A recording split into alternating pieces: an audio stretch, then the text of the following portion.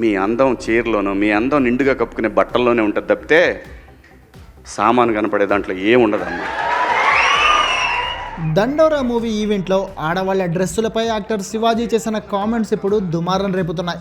Shivaji కామెంట్లపై singer చిన్మయితో పాటు actress Anasuya మరికొంతమంది స్పందించడంతో ఇండస్ట్రీలో మళ్ళీ కొత్త వివాదం రేగినట్లయింది.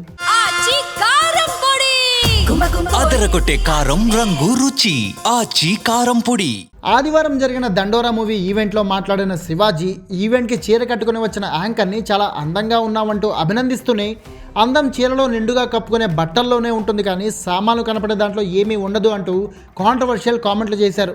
ఈ కామెంట్ వైరల్ కావడంతో తాజాగా దీనిపై ఫేమస్ సింగర్ చిన్మయి రియాక్ట్ అయ్యారు. అమ్మాయిలని అంటూ శివాజీ అన్నారు.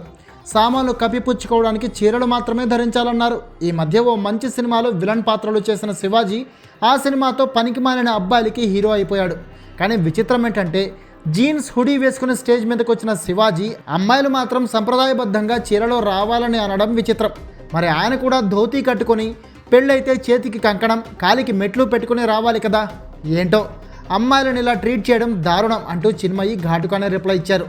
దీంతో పాటు ఇంకో ట్వీట్ కూడా చేసిన చిన్మయి ఇక్కడ అమ్మాయిగా పుట్టడం ఒకలాంటి కర్మ, ఆ కర్మని భరించి తీరాలి అంతే అంటూ ఆవేదనతో కూడిన ట్వీట్ చేశారు.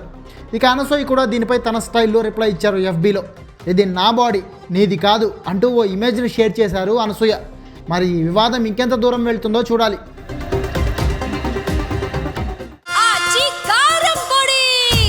అదరగొట్టే కారం రంగు రుచి ఆచి కారం పొడి.